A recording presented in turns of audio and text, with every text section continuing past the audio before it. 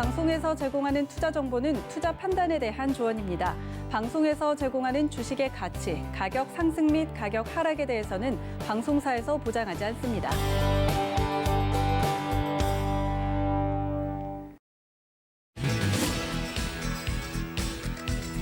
안녕하세요. 베스트 트레이딩맨 거래자들 진행의 도지은입니다. 내달리던 우리 시장 오늘 브레이크가 걸렸습니다. 코스피 같은 경우는 오랜만에 사흘 만이죠. 하락으로 전환을 하면서 마감이 됐는데요. 2,600선을 내어준 모습입니다.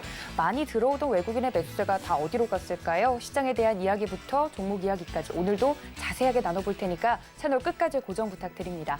또 본 방송에서 제공해 드릴 정보는 투자 판단에 대한 조언일 뿐 해당 주식의 가치나 수익률을 보장하고 있진 않고요.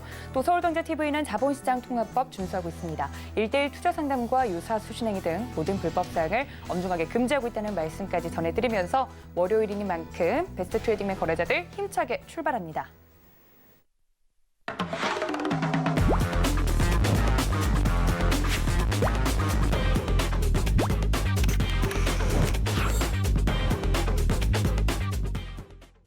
네, 이제는 장 개장을 넘어서 월요일을 활짝 열어주시는 오픈맨이시죠. 정재훈 위원님 모십니다. 위원님 어서 오세요. 안녕하세요.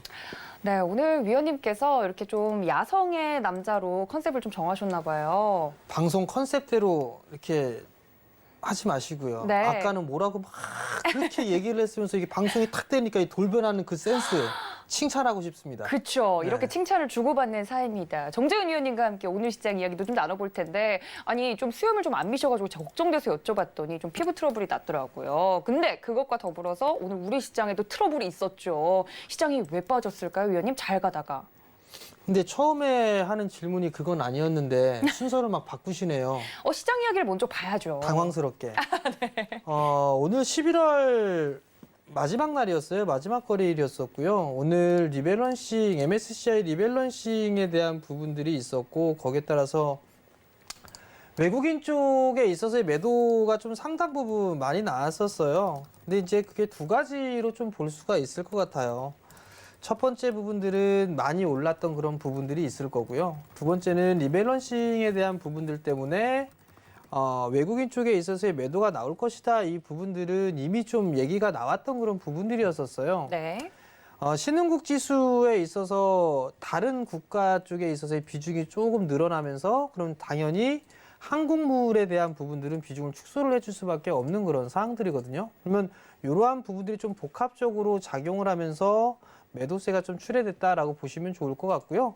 거기서 외적으로 하나를 좀 더 보게 된다라면 트럼프 대통령이 좀 중국 기업 쪽에 있어서의 또 이 제재를 제할 것이다라는 그런 얘기들이 좀 있었어요. 그러면서 네. 이제 미중 무역 분쟁에 있어 좀 격화가 될 것이다. 뭐 이런 우려감들이 좀 작용을 하면서 금일 매도세가 좀 많이 출회되는 그런 모습들을 좀 보였었는데 사실 많이 올랐어요. 많이 올랐던 그런 부분들이 있으니까 잠깐 좀 차트를 좀 보시면서 말씀을 좀 드려보도록 하겠는데요. 네.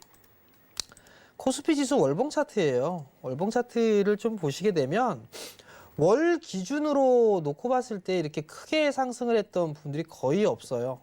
거의 없는 그런 상황들이고 2007년도 때의 대세 상승장 때도 10%대 상승을 좀 보였어요. 물론 2000년도, 2001년도 이때 보게 되면 뭐 거의 27% 정도 급등을 했던 그런 부분들도 있는데 지금 같이 이렇게 상승을 하는 그런 부분들은 거의 나타나지 않는 그런 부분들이에요. 그럼 많이 올랐던 그런 부분들이 발생을 했다. 그러면 결국 좀 쉬어가는 뭐 그런 흐름들이 나와줘야 좀 건전하게 또 추가적으로 좀 상승을 할 수 있는 그런 부분들이기 때문에 네.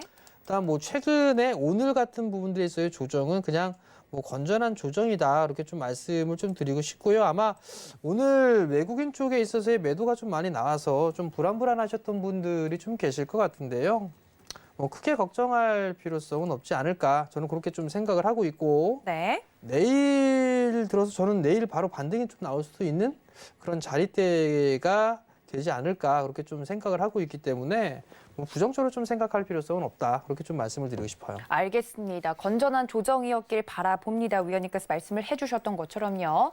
자, 여러분들 모두 알고 계시지만 베스트 트레이딩맨 공식 노란색 오픈 채팅방 열려 있다는 말씀 다시 한번 드리겠습니다. 서울경제TV 배트맨 검색을 하시고 들어오시면 공식 노란색 오픈 채팅방에 들어오실 수 있는데요. 이쪽으로 들어오시면 저희 위원님 함께 지금뿐만 아니라 장중에도 소통이 가능하다는 점 다시 한번 알려드립니다.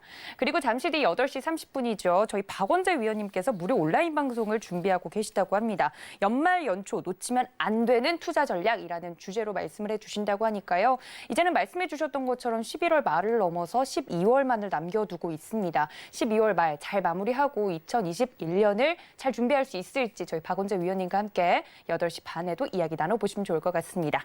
자, 이렇게 모든 안내를 드렸고요. 또 시장도 점검을 해봤으면 투데이 이슈 함께 체크해봐야겠죠? 이슈 함께 만나보시죠. 오늘도 2개 이슈를 준비를 했습니다. 하루에 2조 1,900억, 개미군단 코스피 역대 최대 순매수라는 이슈 하나랑요.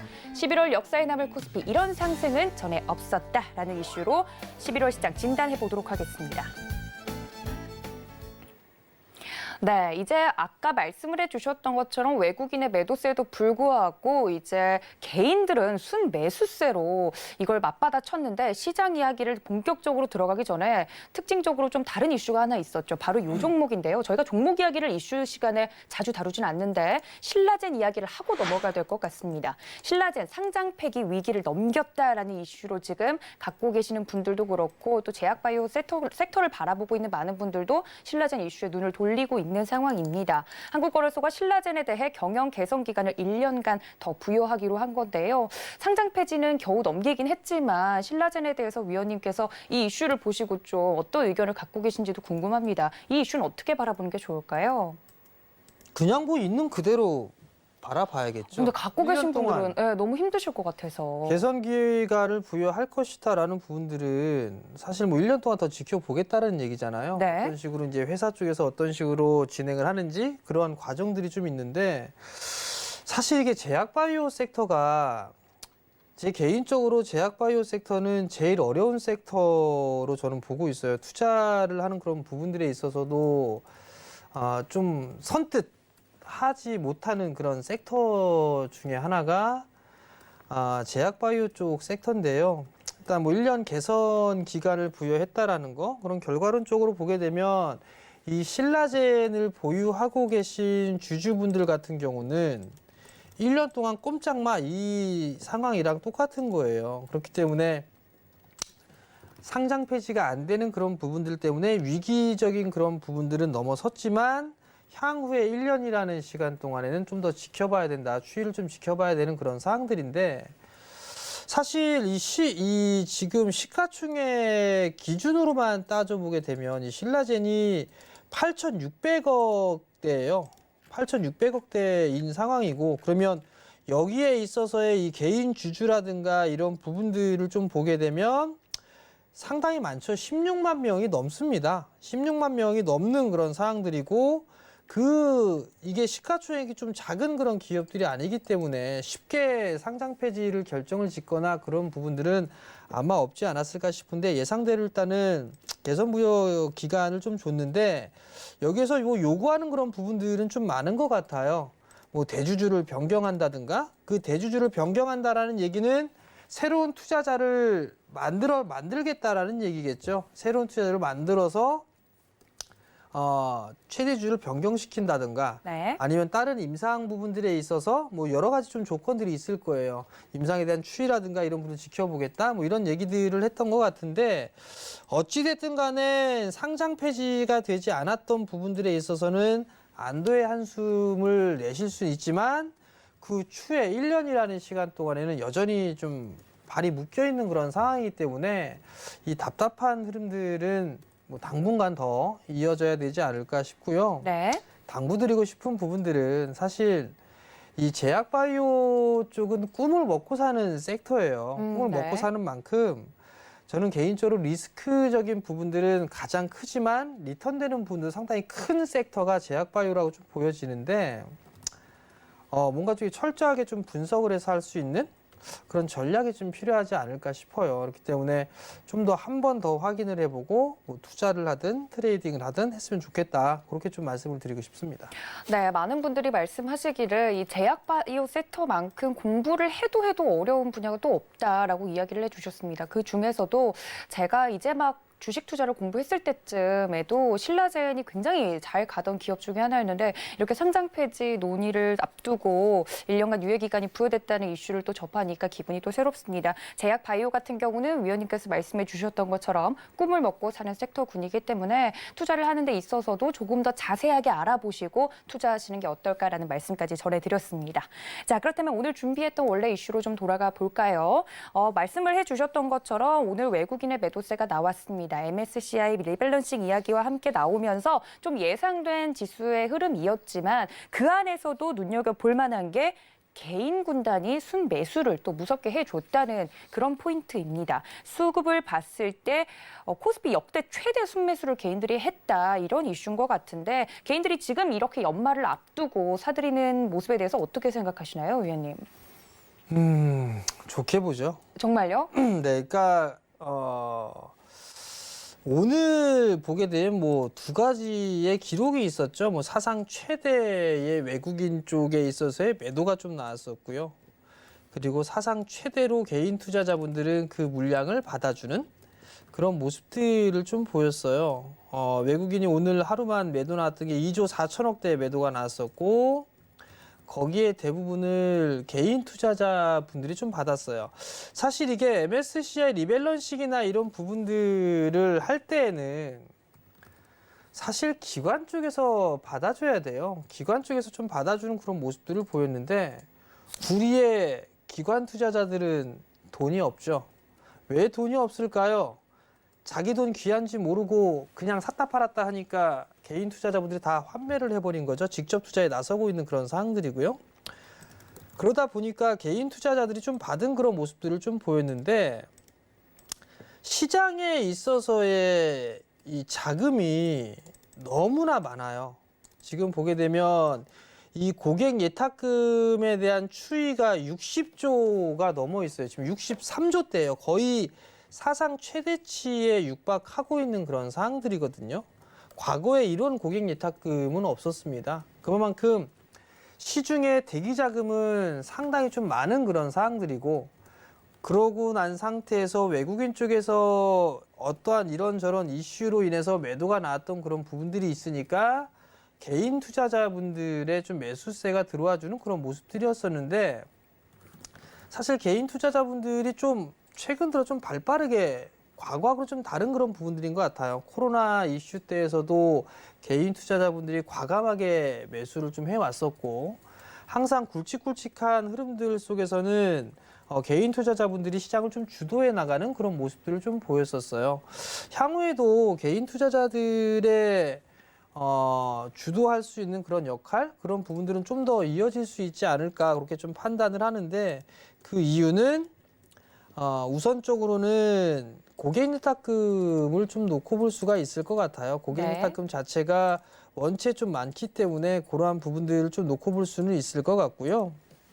그리고 또 다른 부분들을 좀 보게 되면 여전히 풍부한 대기 자금에 대한 부분들이 있어요. 그리고 내년도 시장에서는 성장을 할 것이다라는 부분들, 코로나 이슈가 마무리가 되고 내년도 시장은 더 성장을 해 나갈 것이다라는 그런 기대감들이 있는 그런 사항들이기 때문에 개인 투자자들의 투자 마인드로 봤을 때는 저는 오히려 좀 더 긍정적으로 좀 볼 수 있지 않을까. 왜냐하면 지수는 더 올라갈 가능성이 좀 높아 보여요. 그렇기 때문에 저는 뭐 나빠 보이진 않는다. 그렇게 좀 말씀을 드리고 싶습니다. 알겠습니다. 왜냐하면 이제 기사 내에서 인터뷰한 내용을 보면 주식시장이 이렇게 잘 가는데 나만 주식이 없는 것 같아서 급한 마음에 좀 매수를 했다. 이런 이야기를 해주신 분도 계시고 아니면 뭐 부동산이나 다른 이제 투자에서는 빛을 보지 못하니까 주식 투자를 통해서 또 이제 수익이 나지 않을까 하는 그런 기대심으로 들어오신 분들이 많다고 해서 혹시나 이렇게 연말을 앞두고 들어온 자금들이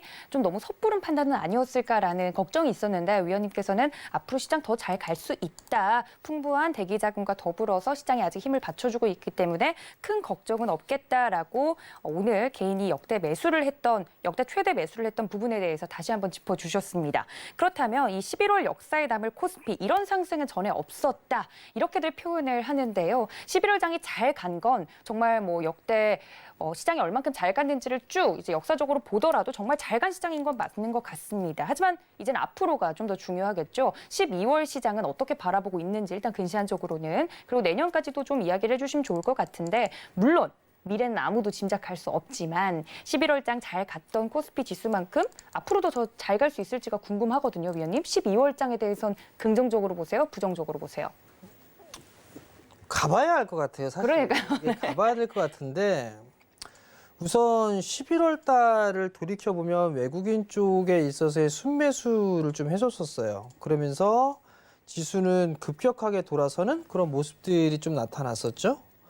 결국 11월 달에 지수 상승은 외국인 쪽에 있어서의 매수세가 유입이 됐었기 때문에 신고가의 흐름들을 좀 보였던 것 같아요. 그리고 지수는 상승으로 좀 반전해 나가는 그런 모습들을 좀 보였었고요. 그러면 결국은 12월 달 시장에서도 강할 수 있을까? 그걸 좀 고민을 해볼 필요성은 있을 것 같은데요.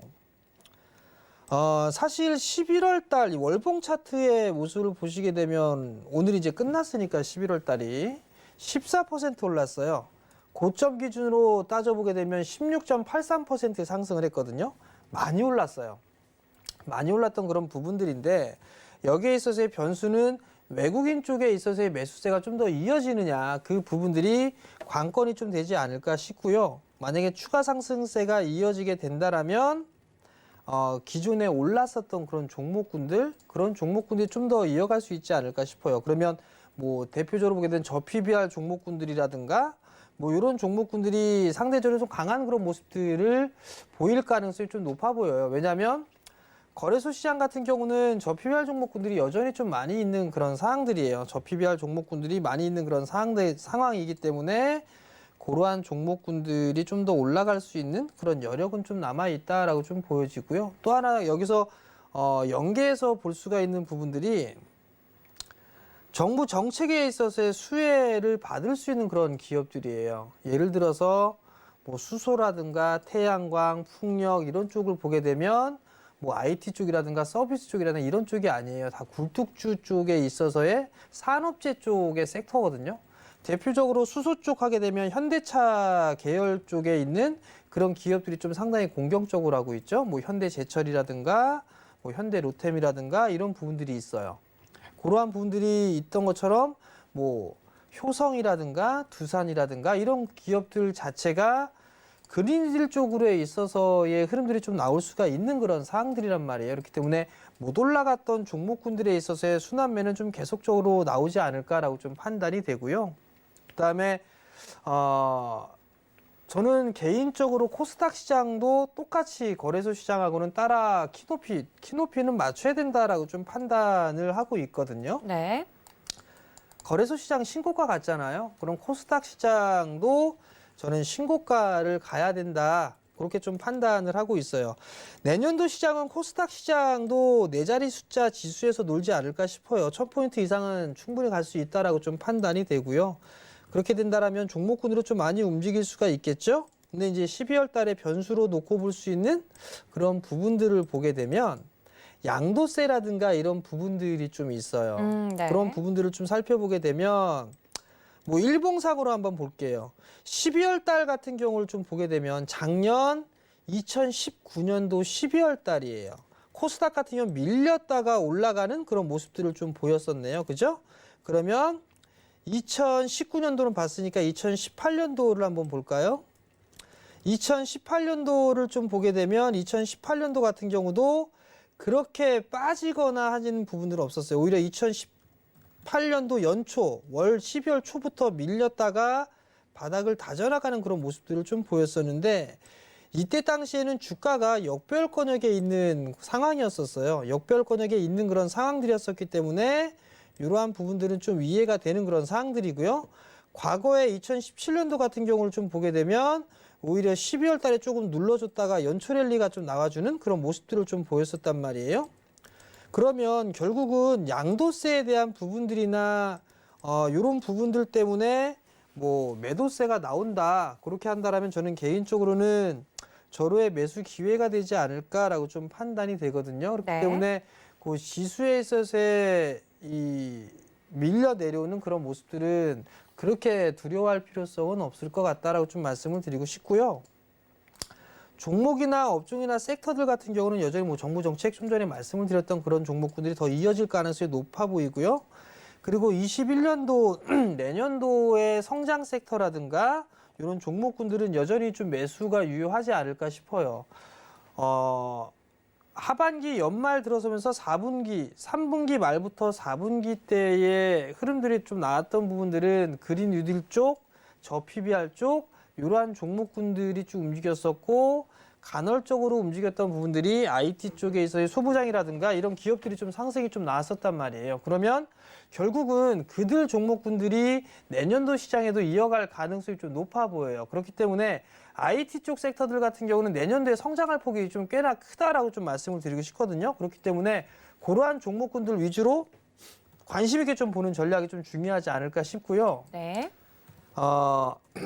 지수가 흔들린다고 해서 굳이 막 이렇게 현금을 만든다? 물론 굵직한 큰 파도적인 큰 리듬은 한 번쯤은 해줄 그럴 필요성은 있겠지만 지금 IT 섹터 소재라든가 이런 쪽 종목군들을 보게 되면 못 올라간 종목군들이 좀 상당히 많이 있어요.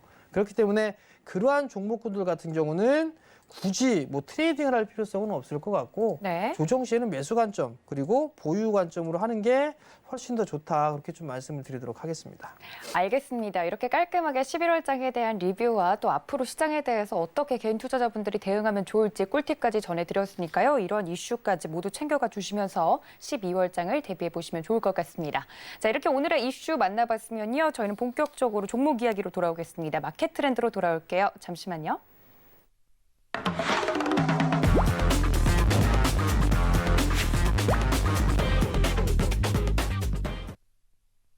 네, 본격적으로 좀 종목 이야기를 나눠보는 마켓 트렌드 시간입니다. 오늘 같은 경우는요, 여러 가지 종목들이 움직였지만 특히나 이 업종이 좀 눈에 띄었던 것 같습니다. 코로나19 확산세가 지속되면서 배달 음식이나 온라인 쇼핑 수요가 늘면서 골판지 관련된 종목들이 오늘 장 초반부터 빠르게 움직이는 모습을 보여줬었는데요. 뭐 재지라든지 골판지 관련된 종목들은 저PBR, 그러니까 저평가를 받고 있는 종목들로서 성장할 수 있는 종목군들이긴 하지만 시장에서 좀 소외됐던 것이 사실이거든요. 이런 이슈 하나에도 관련된 종목들이 좀 튀었다고 합니다. 이걸 좀 위원님께 여쭤보면 좋을 것 같은데 위원님도 좀 배달 음식이라든지 이런 거 많이 시켜 드세요? 택배나 이런 거? 많이 하죠. 그렇죠. 저도 많이. 매주 월요일마다 방송 끝나기 전에 저기요에서 그렇죠. 저기요. 네. 저쪽 동네에서. 네. 먹고 있는 상황인데 사실 이게 최근에 이게 코로나나 이런 부분들이 있어서 네. 사실 직접적으로 가기는 해요. 사실 예를 들어서 뭐 네. 물건을 사거나 이런 부분들이 제가 좀 직접 가서 사는 걸 좀 좋아하는데 테이크아웃을 보통 하세요, 위원님? 근데 이제 물건을 먼저 보죠. 예를 들어서 옷을 사거나 네네. 했을 때는 먼저 가서 보고 오프라인 매장을 입어보고, 애용한다. 그렇죠. 네. 그렇게 하고 난 다음에 오프라인으로 좀 주문을 해요. 온라인으로. 그렇죠. 택을 이렇게 보고 그렇죠. 먼저 가서 품번을 좀 보고. 아니죠. 먼저 가서 그래요? 입어보고 난 다음에 사이즈를 보고 다 체크를 하고 난 다음에 집에 다시 오죠. 와. 그래서 온라인으로 주문을 하는 거죠. 현명한 그렇게 소비자세요. 할 건데 왜냐하면 이게 반품을 하거나 하게 되면 그렇죠. 택배비를 먼저 물어야 되는 그런 맞아요, 상황입니다. 맞아요. 배송비 그리고 그렇죠. 귀찮잖아요. 그런 부분들인데 오늘 이렇게 택배 관련주들 골판지 업종군들이 좀 많이 올랐어요. 뭐 대형 포장은 상한가를 좀 기록을 했었고 테린 포장이 25% 상승을 했고 뭐 율촌화학이라든가 한국 수출 포장 이런 기업들이 좀 급등이 나왔었어요. 근데 이게 지금 그 골판지 업종군들에 있어서 시세 흐름들이 과거에 한번 나왔던 부분들은 2018년도에 큰 시세가 한 번쯤은 나왔었어요. 차트를 좀 보면서 말씀을 좀 드리면 과거에도 2018년도 연초부터 해서 거의 3분기 말까지 이 상승의 흐름들을 보였어요. 이게 아시아 재지의 차트거든요. 네. 이게 큰 3분기 동안 주도 섹터의 역할을 좀 했었었는데요. 이때 역할은 이유는 두 가지가 있었어요. 첫 번째 이유는 고지 가격이 좀 상승을 하면서 수익성이 좀 개선됐던 거. 네. 두 번째는 원체 싸요. 지금 저 PBR 종목, 이 PBR이 한 배가 안 돼 0.3배, 0.2배 막 이 정도 수준이었단 말이에요. 그렇죠. 근데 그래서 평가를 제대로 받지는 못했었어요. 근데 과거에 이 평가를 받지 못했던 이유는 지금도 PBR이나 이런 부분들을 보게 되면 아세아 재지 같은 경우는 주당 자산 가치가 68,000원, 뭐 69,000원 정도예요. 그러면 이제 오늘 올라갔으니까 0.6배, 0.7배, 0.6배, 0.7배가 안 되죠. 이유는 딱 한 가지예요. 이 제지업종 자체가 정말로 기술이 뛰어나거나 뭐 그러한 부분들이 있는 거는 아니에요. 그러니까 이게 진입장벽이 낮다고 표현을 하죠. 진입장벽이 높으면 높을수록 그래도 프리미엄을 주고 하는 그런 부분들이 있는데 이 제지업종 같은 경우는 진입장벽이 그렇게 높은 그런 업종은 아니에요. 그러다 보니까 밸류적으로 있어서 이게 너무 프리미엄을 쳐주지는 못했던 그런 부분들이고 결국은 이게 소위 말해서 땅덩이만 많이 갖고 있으면 오히려 더 좋지 않겠느냐 뭐 이런 부분들이 있어요. 그러니까 네.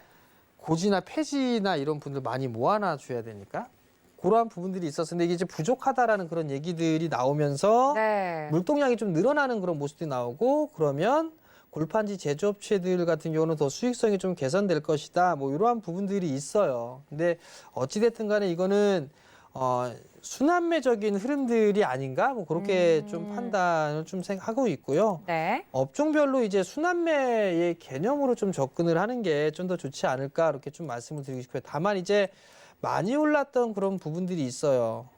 많이 올랐던 부분들이 있고 여전히 좀 싸게 평가를 받을 수는 있지만 과거의 주가의 흐름들을 보게 되면 밸류가 뭐 싸게 평가를 받는다 하더라도 그거를 그만큼의 유지를 해주지 못하고 다시 밀려 내려오는 그런 모습들을 좀 보였었거든요. 그렇기 네. 때문에 단기적인 그런 관점으로 좀 보는 게 좋지 않을까 이렇게 좀 말씀을 드리고 싶고요. 네. 그 다음에 만약에 이게 골판지에 대한 부분도 골판지가 부족하다라고 얘기를 하면 또 부족한 게 뭐가 있을까요? 이게 용기가 네. 종이가 부족하면 용기로 쓰는 플라스틱 같은 것도 부족하지 않을까요? 그러니까 이제 아닌가? 그 골판지가 부족하다라는 얘기는 네네. 상자가 되게 많이 필요하다는 얘기잖아요. 그렇죠. 그죠?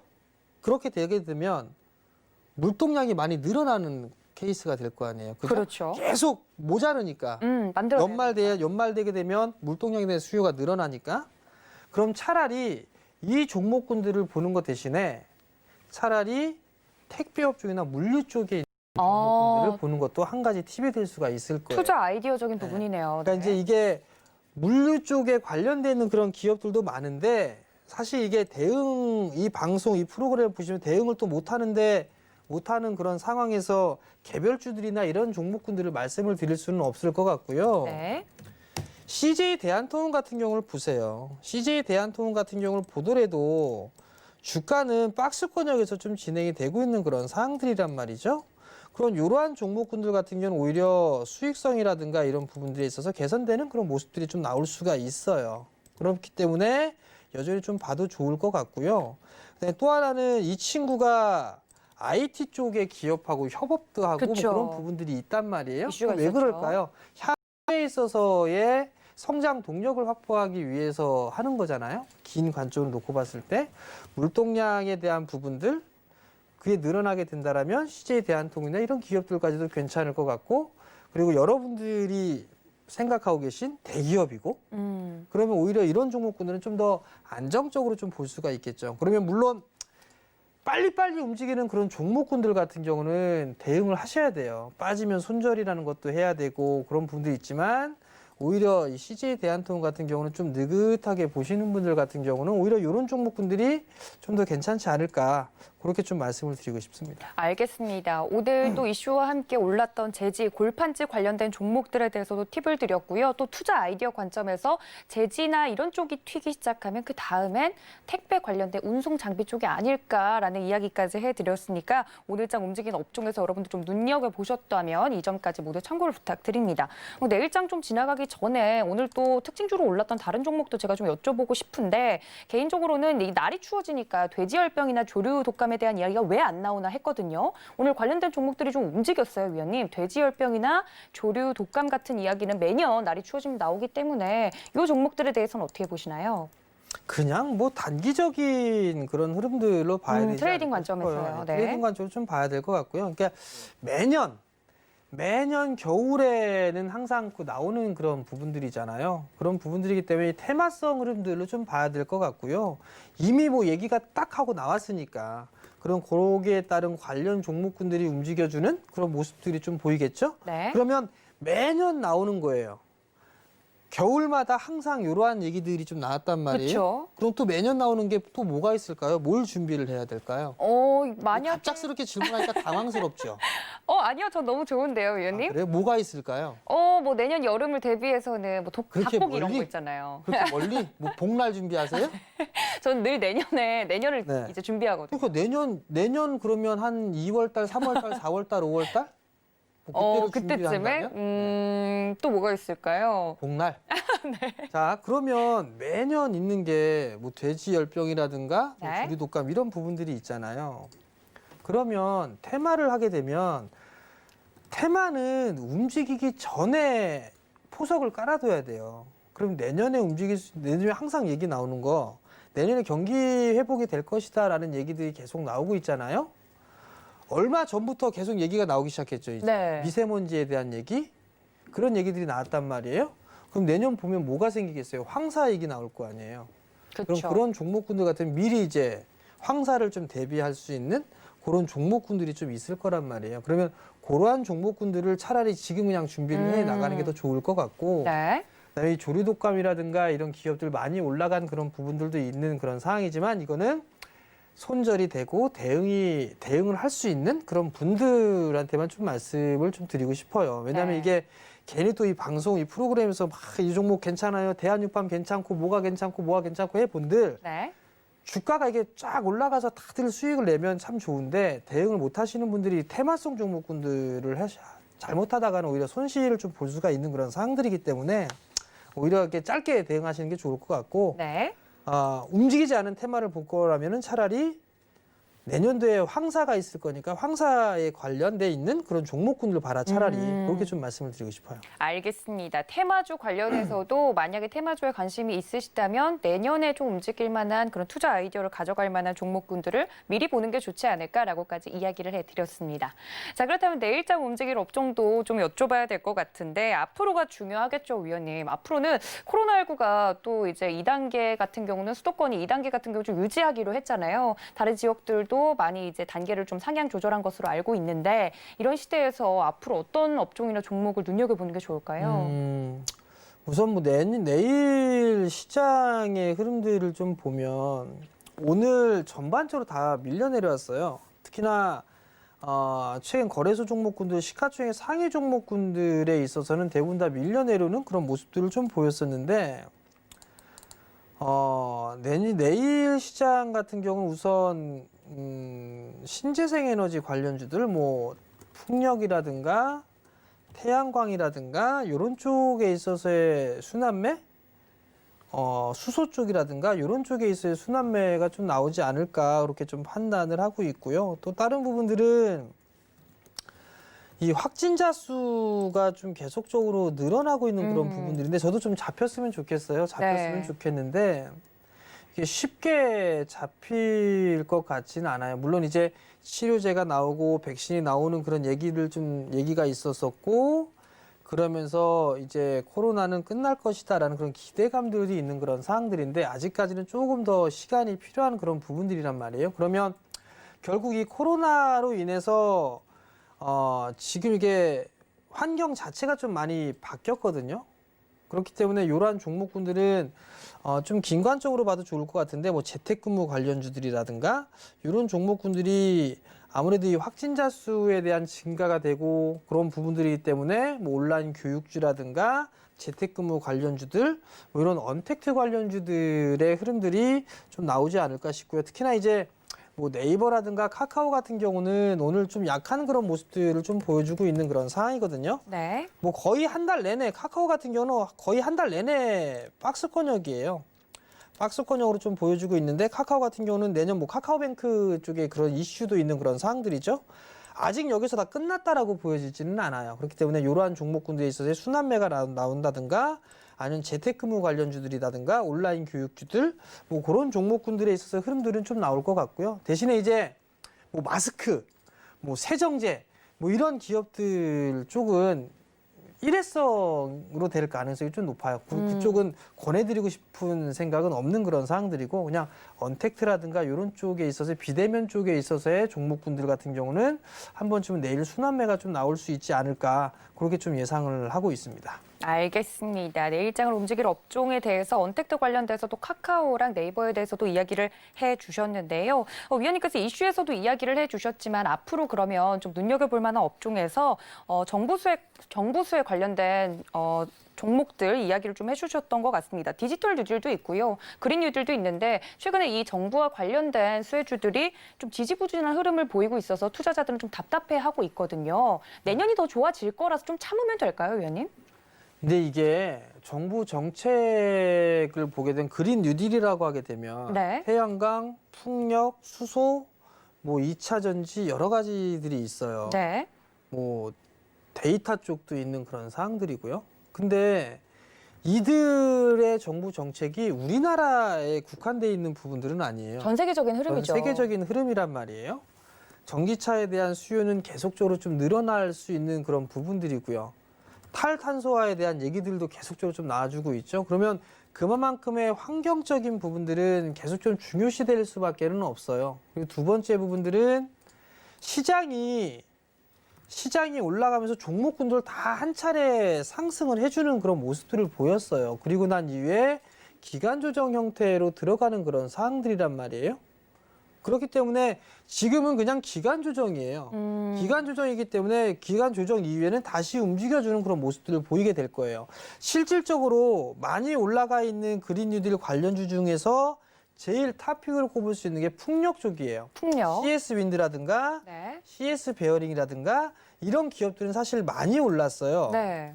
많이 올랐던 이유는 숫자가 나오기 때문에 그래요. 실적이 찍혔어요. 실적이 최고 실적이 나오기 때문에 이만큼 세게 올라간 거거든요. 네. 그러면 태양광 쪽이라든가 혹은 수소 쪽이라든가 이런 같은 종목군들도 내년도에 실적이 좋아질 수 있는 그런 기업들 같은 경우는 분명히 올라갈 수가 있을 거예요. 삼강 MNT라든가 이런 기업도 많이 올랐죠. 많이 올랐던 그런 부분들이 실적이 좋아질 것이다라는 그 기대감 때문에 움직인 거란 말이에요. 네. 그러면 여기에 착안을 해서 좀 보게 되게 된다라면 뭐 예를 들어서 LS 일렉트릭 같은 경우도 한 차례 움직여줬다가 쉬어가는 그런 구간이란 말이에요. 지금은 수렴 과정이에요. 수렴 과정을 좀 거치고 있는 그런 상황들이기 때문에 이러한 종목군들이 추후에는 올라갈 가능성이 높다. 그렇게 좀 말씀을 드리고 싶고요. 네. OCI 같은 경우도 폴리실리콘 쪽에 있으면 필수예요. 태양광 쪽 같은 경우는. 그러면 OCI도 많이 못 올라가 있는 그런 모습들을 보여주고 있단 말이에요. 주당 자산 가치가 10만 원대예요. 10만 원대 이제 0.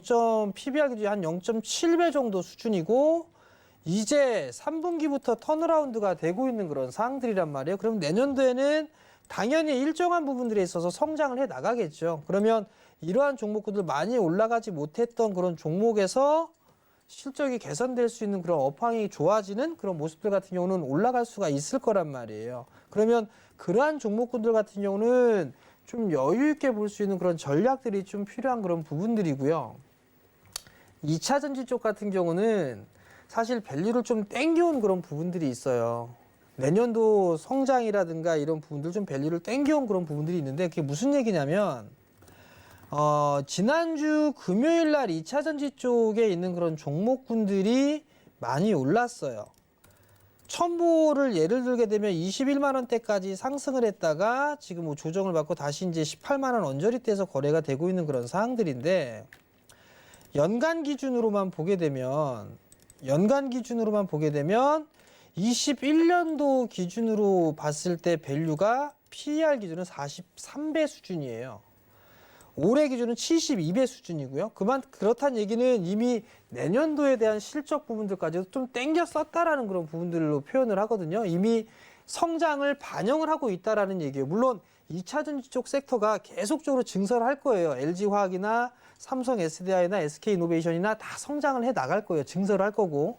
그럼 거기에 따라서 실적에 대한 증가 부분들은 나올 수가 있고 거기에 대한 예상치도 높아지는 그런 사항들인데 주가적인 부분들은 이미 좀 반영을 받았던 그런 부분들이 있어서 오히려 이러한 앞쪽으로 당겨져 있는 그런 부분들보다도 못 올라가 있는 그런 종목군들을 좀 준비를 하면 어떨까 그렇게 좀 말씀을 드리고 싶고요. 그런 네. 부분들을 놓고 봤을 때는 그린니들 쪽에 있는 그런 종목군들 여전히 좀 많고요. 디지털 뉴딜 같은 경우도 지금 저 PBR 종목들 꽤나 많아요. 대장주로 네이버랑 카카오 이야기 해주셨죠? 네이버랑 카카오도 디지털 뉴딜 쪽으로 좀 볼 수가 있는 그런 사항들인데 네. 삼성 SDS 보세요. 삼성 SDS 올라간 거 없어요. 삼성 SDS 같은 경우도 바닥이에요. 바닥에 있는 상황이고 실적이나 이런 부분들을 보게 되면 잘 나왔어요. 2,200억? 뭐 분기별로 보게 되면 꽤나 좀 잘 나온 그런 모습들을 좀 보여줬었고요. 연간 기준으로 봐도 올해보다는 내년도에 더 성장을 할 것으로 기대를 하고 있는 그런 사항들이고요. 근데 주가는 오히려 올라가지는 못했단 말이죠. 그럼 이러한 종목군들을 좀 본다든가 다우기술 같은 경우 있잖아요. 다우기술 같은 경우도 징그럽게 못 올라갔어요. 징그럽게 못 올라가 있는 그런 부분들이 있고 실적이 이 기업 같은 경우는 다우기술 같은 경우를 보게 되면 실적이 꽤나 좋아요. 지금 연간 기준으로만 전체 기준으로 보면 2019년도에 5천억이었어요. 3분기까지만 해서 실적 나온 걸 보면 7천억이 넘어요. 사상 최고 실적일 거예요. 주당 자산 가치가 34,000원입니다. 지금 주가가 21,000원이에요. 0.6배, 0.7배 정도 수준밖에 안 되네요. 사상 최고 실적이 나왔는데 주가가 못 올라갈 이유가 없겠죠. 디지털들이 수혜가 좀 될 수가 있을 건데. 그러면 이러한 종목군을 그냥 보시는 거예요. 실적 좋고 성장할 수 있고 정부 정책 수혜가 될 수 있고 자산 가치보다 낮고 그럼 이런 종목군들을 모아가는 그런 전략을 보이게 되면 저는 내년도 시장에서도 무난하게 뭐 시장 수익률보다는 높지 않을까? 뭐 그렇게 좀 판단을 하고 있습니다. 알겠습니다. 이제 내년을 준비하는 입장에서 디지털 뉴딜과 그린 뉴딜 이야기를 해주셨으니까 여러분들 좀 참고가 되셨으면 좋겠고요. 그리고 현재 8시 30분이 지났네요. 벌써 저희 우리 박원재 위원님께서 무료 온라인 방송 시작을 해주셨다고 합니다. 서울경제TV 더하기 유튜브 채널에서 만나보실 수 있으니까 지금 바로 함께 이용해 보시면 좋을 것 같고요. 그리고 저희 배트맨 노란색 공식 오픈 채팅방 열려 있다는 점 다시 한번 알려드립니다. 서울경제TV 배트맨 검색하시고 들어오시면 찾아오실 수 있는데요. 들어오셔서 더 다양한 이야기 나눠보실 수 있다는 점까지 강조드리겠습니다. 자, 이렇게 마켓 트렌드 마무리 짓고요. 저희는 당신을 위한 한마디로 다시 돌아올게요. 잠시만요.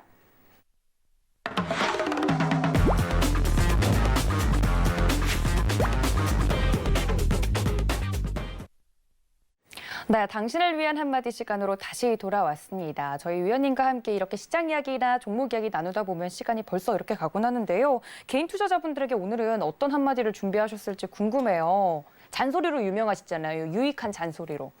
글쎄요. 오늘 시장이 좀 많이 이렇게 출렁거리는 그런 부분들이 있어요. 그러니까 여러 가지 좀 요인 부분들 때문에 있었었는데 공통적으로 걱정을 하는 부분들이 이제 조정이 시작이 될까? 뭐 시작될까? 뭐 그 부분들이 좀 고민이실 것 같아요. 그러면서 이제 내가 가지고 있는 주식을 매도를 해야 될까? 뭐 그런 고민을 하실 것 같은데 아직까지 이 시장에 있어서의 불안한 그런 부분들이 많이 있어서 그래요. 우선 요걸 한번 보세요. 차트를 한번 봐보세요. 시장이 우리 한국 시장에서 제일 어려웠던 게 금융위기를 닥쳤을 때였을 거예요. 이때가 금융위기 때죠. IMF.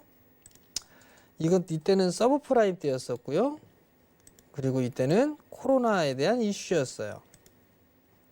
주가는 보게 되면 항상 등락을 거치면서 가죠.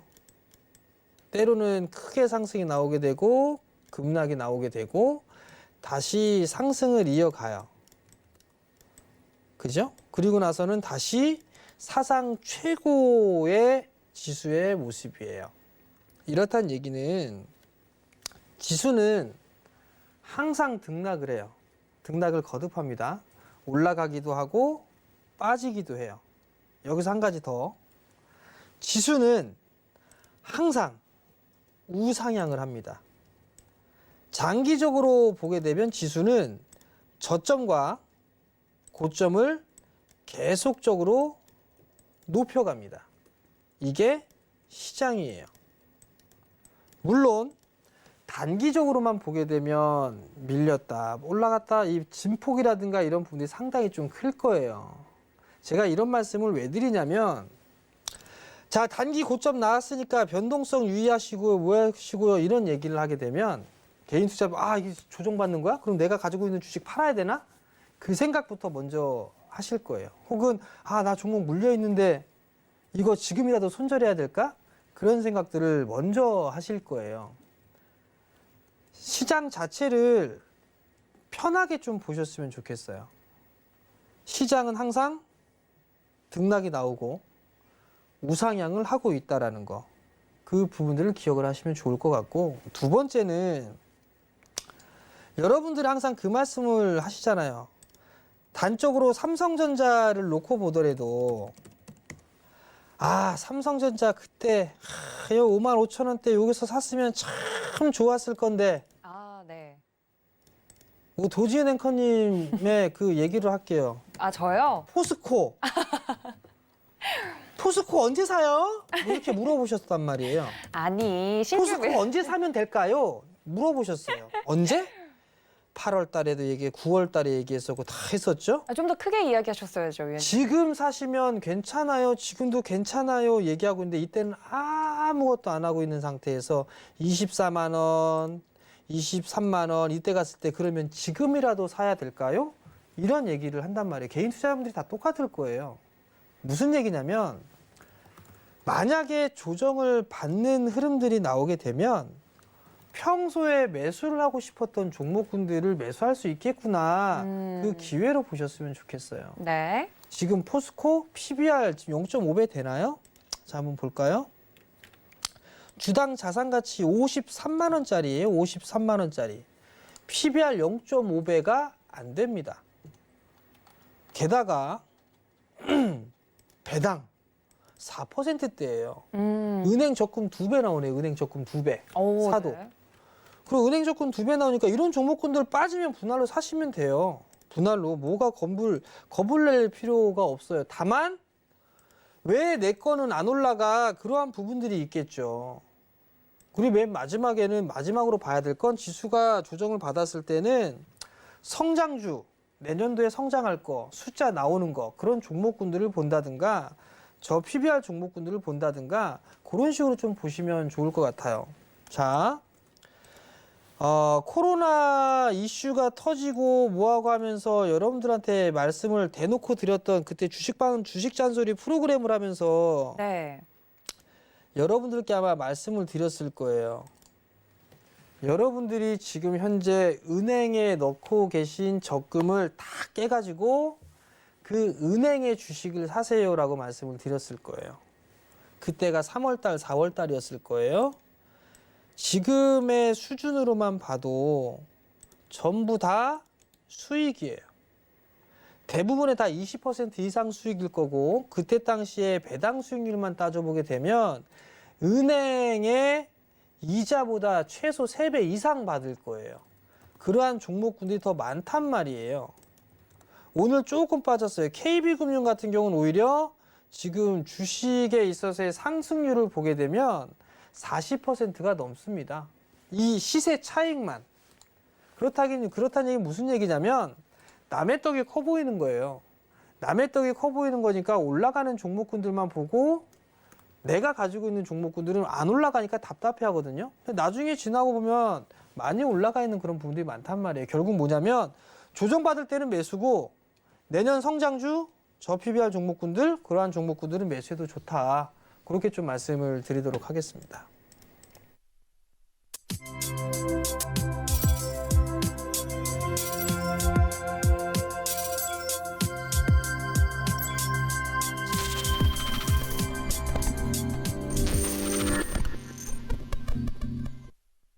네, 오늘도 이렇게 피가 되고 살이 되는 유익한 잔소리 잘 들어봤습니다. 여러분들 서울경제TV 배트맨 노란색 공식 오픈 채팅방 열어두고 있다는 말씀 다시 한번 드릴게요. 서울경제TV 배트맨 검색을 하시고 들어오시거나 아래 하단에 나가고 있는 QR코드 카메라 어플로만 비추셔도 입장이 가능하니까 많은 입장 부탁드릴게요.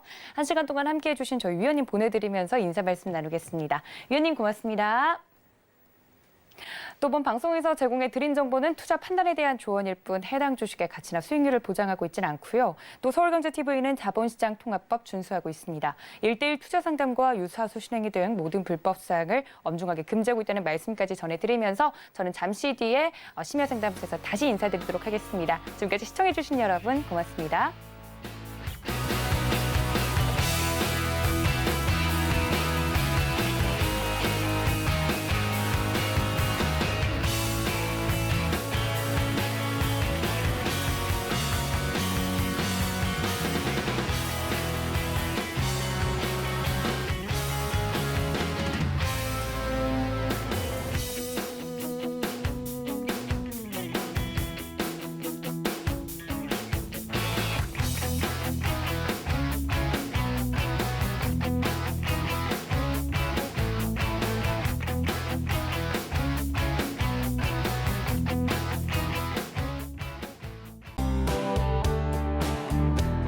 본 방송에서 제공하는 투자 정보는 투자 판단에 대한 조언입니다. 방송에서 제공하는 주식의 가치, 가격 상승 및 가격 하락에 대해서는 방송사에서 보장하지 않습니다.